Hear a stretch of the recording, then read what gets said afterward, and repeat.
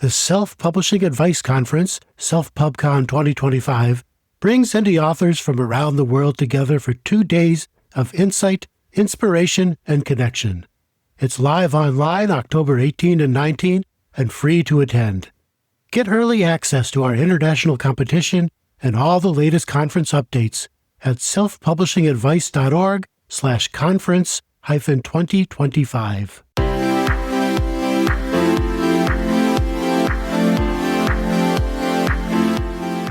I'm Howard Lovey of the Alliance of Independent Authors and book editor at howardlovey.com, and you're listening to Inspirational Indie Authors.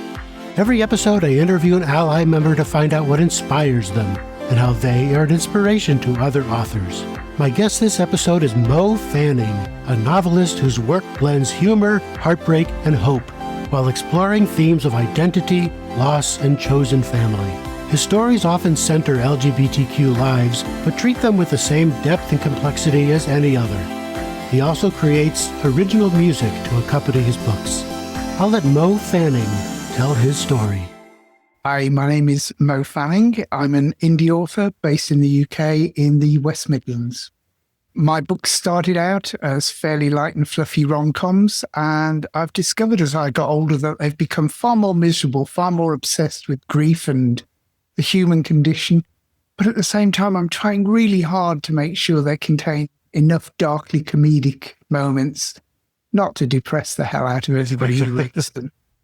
Sounds like you're maturing as a writer, right? I am. I think I've become grumpier, and my books have kind of reflected it a little bit. So I've had to pull that one back a little bit, and I've tried to sprinkle in some humor at the same time. Yeah, I understand. I'm approaching 60, so the older I get, the grumpier I get. I just passed it. Oh, well, congratulations. You'll have to tell me what it's like on the other side of 60. It's okay. Actually, it's better because then you can just go, 61 feels younger. 61's the new 20. Absolutely. Right. Well, let's go back in time a little bit. You grew up in the Midlands. Was reading and writing always a part of your early life? Yeah, it always was. I used to love what we used to call story time when you used to, and it's what we probably call when now we're grown up, creative writing. And I always used to love being able to write stories, tell stories.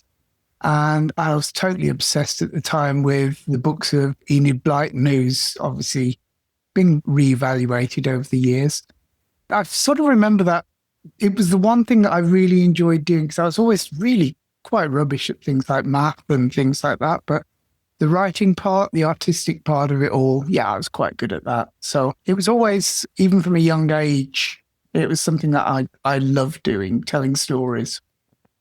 So you always had a manuscript you were working on from I actually found really weirdly when my mother passed away a couple of years ago, we were going through loads of old boxes and cases of documents. And I managed to find a few old stories that I've written when I was like 9 or 10. And I remember thinking, those are actually quite good for a 9-year-old. So I think I always had it even then. But yeah, writing-wise, I guess I really started trying to write a book when I was in my 20s, and it just never really got very far. Right, never really completed anything. And it was really only much, much later on when I first really focused in, sort of in my 40s, when I really focused in and started trying to write a novel. And when I managed to put pen to paper enough and long enough to actually write one full story, and that was The Armchair Bride. Mm-hmm. Well, we've skipped ahead to your 40s, so let's backtrack a little bit. And so what did you do for a living up until then? I always find my job really hard to explain because I don't really know what I do. But it's always involved words. It always falls into that broad line of communications. And I've either been a communications assistant or executive, or on the very rare occasion when I've got above myself a communications director. And a lot of what I do tends to focus on writing, explaining things. I work now in vocational training, and my job is kind of almost a marketing job, but it's also an internal communications job. So nearly all of my jobs have been wordy-based jobs. Mm-hmm. But did you always have sort of a secret manuscript in your desk I drawer? think I always had something that was, I short storied for quite a long while. And I'm going to be honest, they aren't great, but I entered them into competitions. I won a few competitions, or I say won. I used to get like published and a lovely little pat on the digital back. But that was about all those were. And I look back on them and I just think, well, they're stories I could write so much better now. But it was just a fun thing for me then. I didn't really have it in me to sort of stick it and do a full book all the way along that thing. And it's only really sort of later that I sort of focused enough to actually put together one complete story, sort of 80,000 words and thereabouts. So your early novels, Husbands and then The Armchair Bride, something must have clicked in you to be able to write a full story. I think what happened, the reason why The Armchair Bride happened was I started reading the books of Marion Keyes and I read Watermelon, and I got to the end of that and thought, okay, now I need to read everything that she's written. And at that time, she had only written about 3 or 4 novels. And I sort of whacked my way through those in the space of a couple of weeks. And I thought, what can I read next?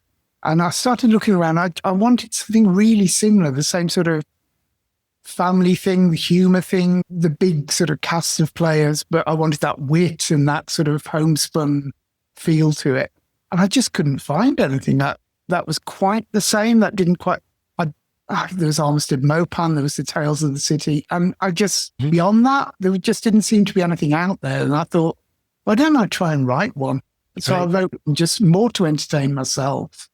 And then kind of spun away from there. So I was always right from the start trying to write a book that I would have read. Yeah, yeah. And that's a great motivation. You know, they say if you can't find a book you want to read, write it yourself. Write it. Yeah, exactly. And I always think that's the point as well. There's no point trying to write to a market. I think if you write a book that you know you would buy, that you would read, then that's probably good enough. So what characterized those books? Were they full of humor and heartbreak? It was the humor. It was somebody who was perhaps at a low ebb or where things weren't going entirely right for them, finding their way through. And I kind of wanted the happy ever afters, the happy for now sort of thing. So that's why my first book, probably my first 2 books actually, could really very easily be classed as romantic comedies, as rom-coms. In fact, I'd even go so far as to say back in the day when chick lit was a thing. Maybe The Armchair Bride was sort of chick lit-y. But yeah, the first couple of books were pure full-on romantic comedies. And they still are romantic comedies, but they're probably a little bit darker these days. And I think they've gone a little bit deeper these days as well.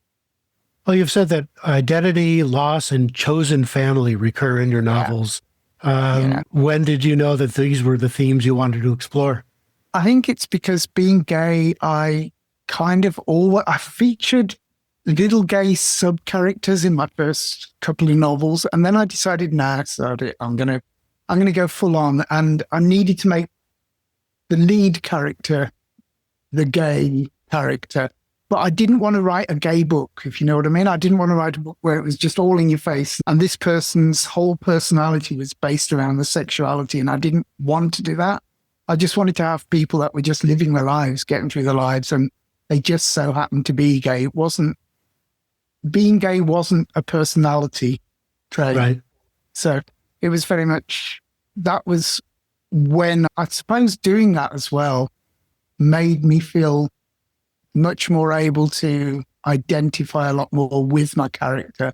And that's when I started to dig into this whole idea of how, whether you're gay, whether you're straight, whether you're not even interested in any aspect of that part of your life, the people that we choose to be our families tend to be the people we share most with and closest with. We've always got that kind of little tiny wall with direct family, I think. Whereas with friends, some friends become our found family. And that was something I wanted to capture in my books. Well, what role do you see fiction playing in LGBTQ representation? Or do you think in terms of broader issues like that? I think if you can sell a story where your character just so happens to be gay and it isn't the be all and end all. And it can break down that wall whereby, oh gosh, that gay person's completely different to me. And no, they're not. We still eat the same things. We still do this. We feel the same things. We hurt for the same reasons. And we also laugh for the same reasons. So it's not all gloom. But I think that kind of thing whereby characters don't have to hold up big banners. In Rainbows and Lollipops, my last novel, there is a black trans woman. And there is a very small section where you find out about her past and a little bit of that. But 90% of the book, she's just a black lawyer, or she's just a lawyer. Really. She's just a woman who happens to be a very good lawyer. And it's more about her life. And her life isn't all about the fighting and dealing with that sort of prejudice or anything like that. It's dealing with some completely different issues and showing up for different people.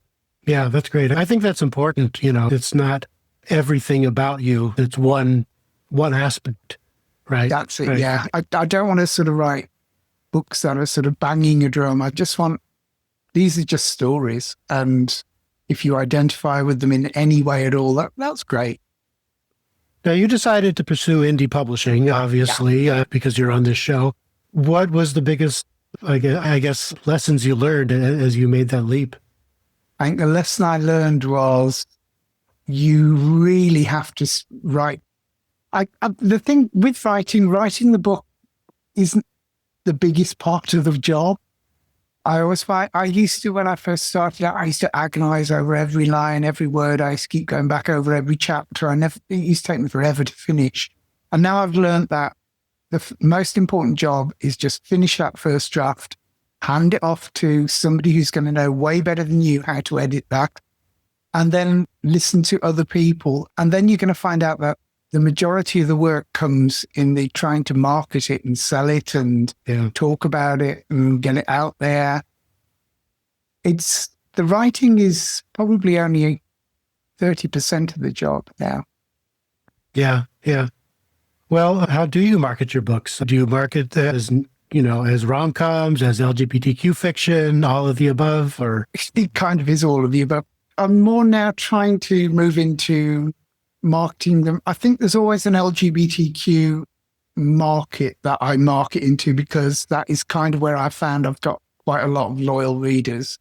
But at the same time, I always try and identify with older second chance romance, also into contemporary fiction as well. These are kind of the main genres that I try and market into.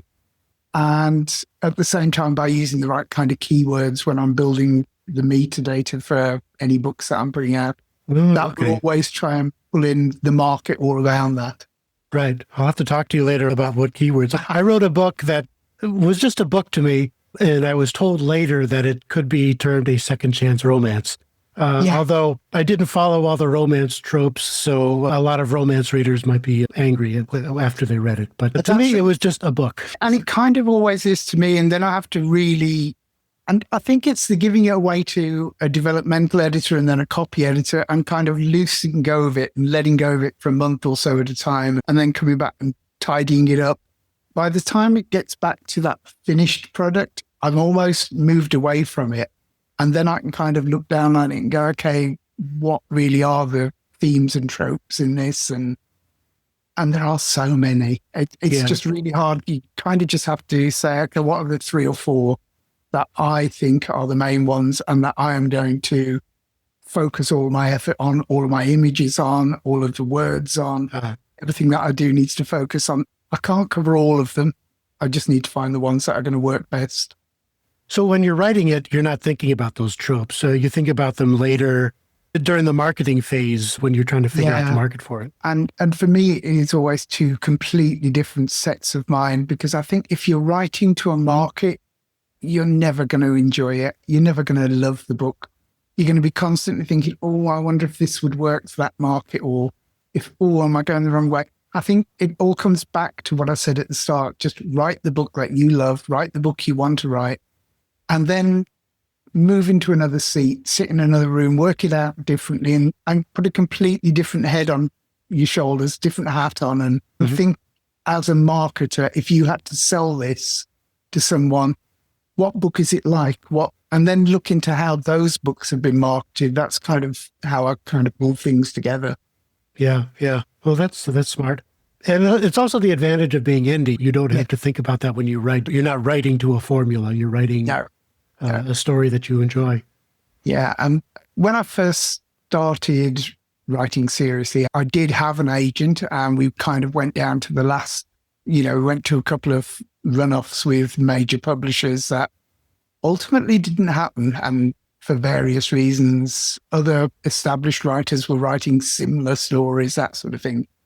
And it really didn't feel nice. I didn't enjoy that sort of, there I felt like I was being pushed. You have to do this way, that way. Your next book needs to be like this. And that was the point where I thought, I think I need to just do this on my own, because I'm not enjoying this and I want to enjoy it. I don't want to write. I would love to be able to say writing books is the only job I have. I'm not quite there yet, but I think I will be.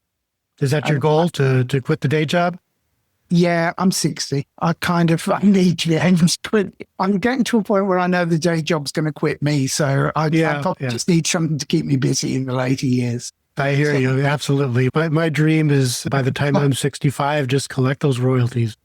So. Yeah, that's it. I've got enough at the moment. What I try to do each time is every time I put a new book out, I invest however much I have from the last book. And there has to be enough money to cover the edit, to cover the cover design, the distribution, the print, all the bits and bobs that happen around that, and employ a PR person on and off. Right. And the last book has to pay for the next book. Huh. Absolutely. Yeah. I'll have to write that down, actually make some money and invest it in your next work.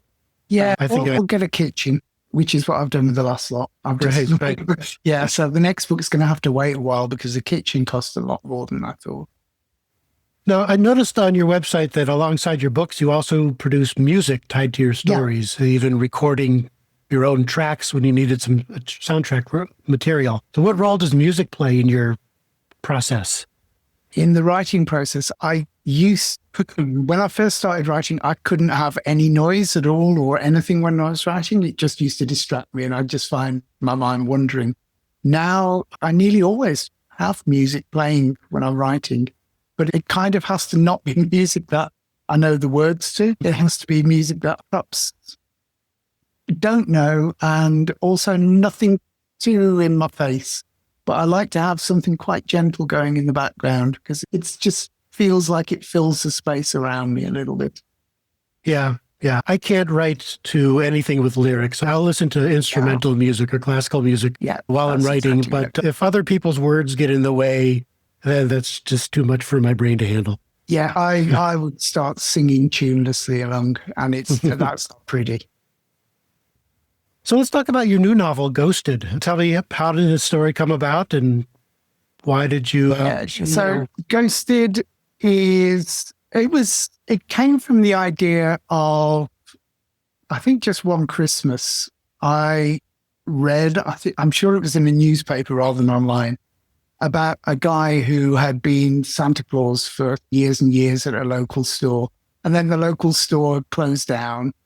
And it was kind of his story about how he still wanted to be a Santa Claus, but he couldn't be a Santa Claus. And that story went off all down some other little slightly sickly sweet storyline. But I thought, well, what about if we moved that whole thing to New York and a big department store? And you know how they always have 4 guys playing Santa, 5 guys playing Santa.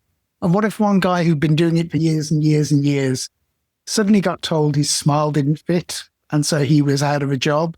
And he'd been relying on that money, in this case, because he wanted to reunite with his estranged gay son, who lives down in Miami. And then I added in a sub-storyline of a waitress in a diner who also lost her job. Through various contrivances, they both end up on a gay cruise, with last tickets available on a gay cruise, because Ellen, the waitress, wants to swim with dolphins. So she just picks up a sign that she sees on a notice board. And Silas just lands the job as Santa on the gay cruise as well. And it's their romance that kind of pulses away in the background of everything wild that's happening on this gay cruise. Well, it sounds like there are a lot of moving parts there. It's difficult to try and... The whole thing came from this idea of what happens to Santa Claus, store Santas, when they're no longer wanted. What happens to anyone when they're no longer wanted? Yeah, interesting. Is that something that, I don't know how to put this, because I'm aging myself, but is this something that not been wanted? Is what exactly. Yeah, you can't help but think sometimes when, even without intending to, you feel to yourself, I just wonder how much longer they're going to keep me in this job, or whether or not I'm just being humoured, or whether I'm just being pushed aside as just the guy who's just been always doing this job, so we can't get rid of it now. We'll just have to wait until he retires. And yeah, there is sort of feeling of that. You sometimes do think, well, what will happen? At some point, I just have to not be there enough. And yeah, I guess you do wonder about it. It's not happened to me yet, but sure, I'm absolutely certain it will. Yeah. It's a feeling you get when dealing with younger people, especially. Yeah. Not that I have anything wrong with younger people. Some of my best friends are younger people. Yeah, one of mine is. Yeah, but yeah, it's just that whole thing. I don't know if you just become so self-aware that over time you become more and more self-aware, and you just start to doubt yourself a little bit more the older you get. Yeah, but, absolutely. Yeah, that's just growing older. So looking ahead, what's next for you as both the writer and I guess an indie business person? Yeah, next book will carry on the Rainbows and Lollipops story. That one I've kind of written. It's off away now with a developmental editor. So when that comes back, it'll just get shut away for a month or two. Once I've written something, I don't like to touch it again for a couple of 3 months. And it's always tempting to, but I don't. As an indie publisher, indie author, I'm going to be working really hard on promoting Ghosted. That is out on the 16th of October. But I'm already having to line up all the various promotional things, all the various book tours, things like that, the blog tours, all those sort of things. So there's a lot of work around that because I want to kind of have everything kind of ready to just go. So I don't have to do an awful lot of work on the day that it comes out. All the work happens usually in the period leading up to it. And it's really weird on the day when it comes out. You just think, oh, this is going to feel different. And it's almost a little bit of an anticlimax because nobody comes around and fires a big gun and goes, it's gone, and it's out there. It just creeps out there, different time zones around the world. And then you just have to hope somebody buys it. Well, can you talk just a little bit more for a few minutes about what kinds of promotion you're planning on your launch day? Yeah, so there will be a blog tour, which I know there's mixed views on blog tours. I kind of look back on all the things that I do that I think are effective and try to put them in some sort of order. And I think the most useful things for me are always book club. If I can get a book club deal, a new release for less deal, that's always hugely helpful. Also ads on BookBub, they tend to reflect well. Amazon ads, hit and miss sometimes. Facebook ads, waste of time for me. All I tend to get is a lot of people writing to me offering to edit or promote my book, which is a bit insulting. And then the blog tour, though, is always for me one of the big things. They don't cost a huge amount to organize if you work with somebody who you can trust. And I have a couple of people that I do work with in the UK, also one who worked with in the US. That's where you send out copies or they send out ebooks, you send out physical books a month or two in advance. And then they'll either write a review or do a feature or an interview. And you're featured on, say, 10, 15 different blogs day by day by day, leading up to and around your release. And that kind of really helps with the buzz. And it helps me then create social content because I can repeat what they've posted. I can repost what they've done. So at the moment, it's a case of me just sitting here with a pile of books with bookmarks and various bits of swag that I can put in with them. to make the book look like a really nice little package when it arrives with the reviewer. I usually to do is send the book with a bookmark. This time they'll be getting a postcard with it, a little Christmas ornament as well to hang on their tree, which is a little box, and a specially printed Christmas card with some artwork from the book. So they'll all be getting those little greetings cards. And I just think it's quite important when you're sending things out to, when you're sending these books out to reviewers and bloggers, to kind of make a little bit of effort, even if you just wrap your book up in tissue paper and put a ribbon around it, it just looks more like you care. It looks more like you've sort of sent them something that they're going to cherish, and they're going to give you a little bit more time. So a lot of it comes down to not just marketing on a sort of posting ads and posting socials point. It comes down to a little bit of how you present the book as well. So making sure you've got a really impactful cover and you've got a nice book and nice little collection of something that you can send out to people as well. Doesn't need to cost a lot. Sheets of tissue paper, really cheap. Ribbons, really cheap. And these tree ornaments, they're like 50 pence. What's that? 40 cents. And you can just put one of those in, and you can buy a lot of these things bulk really cheaply and use them yourself if you don't send them out. So that's great. It's just little things like that. So it's not a factory that's sending these out. There's an actual it's person. just me. It's just me sat here, just actually putting together my little package and sending it out. Right. Well, thank you, Will. I appreciate you telling us about your work and your books, and best of luck on your launch. I'm hoping it's going to go well. It's my little pre-Christmas rush. Right. Well, thank you, Will. I appreciate you taking the time to talk to us. And thank you for having me. Okay. Bye. Bye.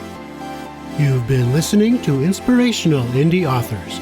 I'm Howard Lovey, Content and Communications Manager at the Alliance of Independent Authors and book editor at howardlovey.com. If you are a member of Ally and would like to be considered for the show, please write to me at howard@allianceindependentauthors.org and tell me what inspires you and how you can inspire other authors. As always, find more author advice, tips, and tools at our Self-Publishing Advice Center, selfpublishingadvice.org. And if you haven't already, we invite you to join our organization and become a self-publishing ally. You can do that at allianceindependentauthors.org.